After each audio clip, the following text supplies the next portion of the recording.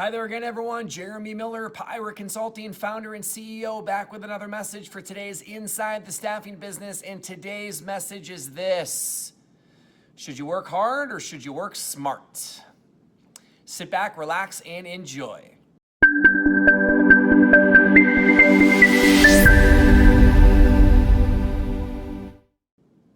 The answer is both.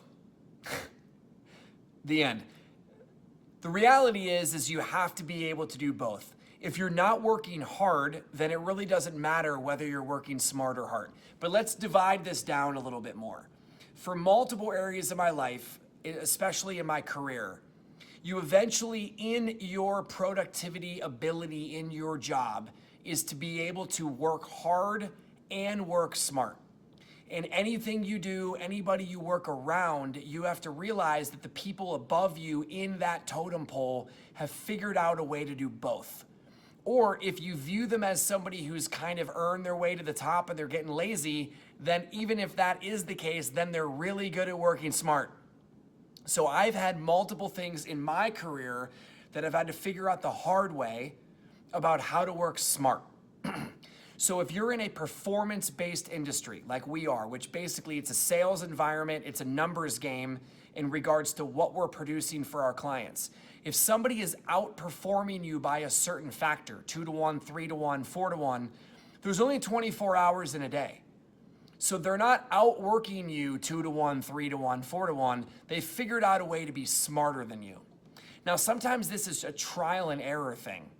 So let's say you are a developer and you're building applications for an organization. You have certain sprints associated with what you're doing inside of your job and certain checkpoints essentially that you're checking in with management, and you have things that need to be done. Now you get to decide how you're going to go about that. Do you come in early? Do you stay late? Do you work a straight 8 to 5 but you're super duper focused? Do you take plays off during the day and go on coffee runs, or leave a little early to have happy hour with the team, or take the long lunch eventually? Those things are always going to happen. But you have to decide how you're going to be a high performer inside of your job. So for me, it was a trial and error situation around what my schedule was going to be. Do I come in early and leave on time? Do I come in on time and I leave a little bit late?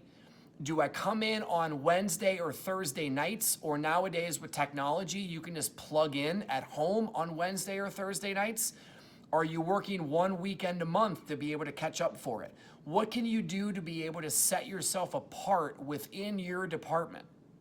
Now, maybe you work in an organization where it's not about what you get done, it's the hours that you're working. Maybe you're a nurse or something like that and you have a specific schedule. Well, you and I both know there are things inside of your job that you can do smarter and work more efficiently to get things done. And maybe you're able to build better rapport with your customers or patients in that regard, or what have you. But either way, there are things that you can do to either work harder, longer, or smarter. So you get to decide how you're going to go about doing that.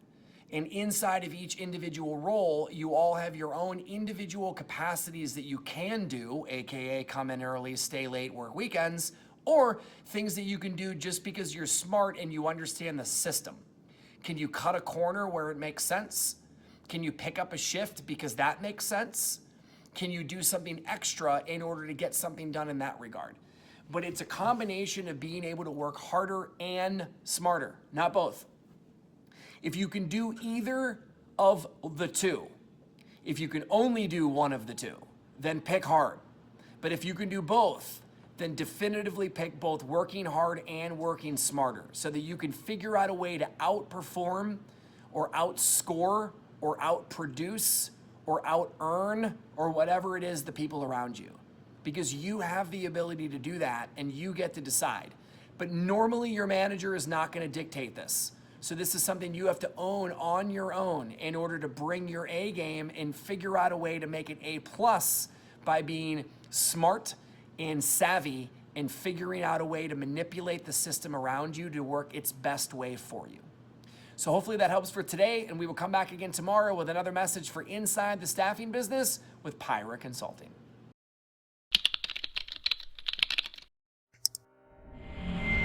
You just got done listening to Inside the Staffing Business with Pyra Consulting. Please check us out online via Facebook, LinkedIn, or our website at pyraconsulting.com. That's PIRA consulting.com.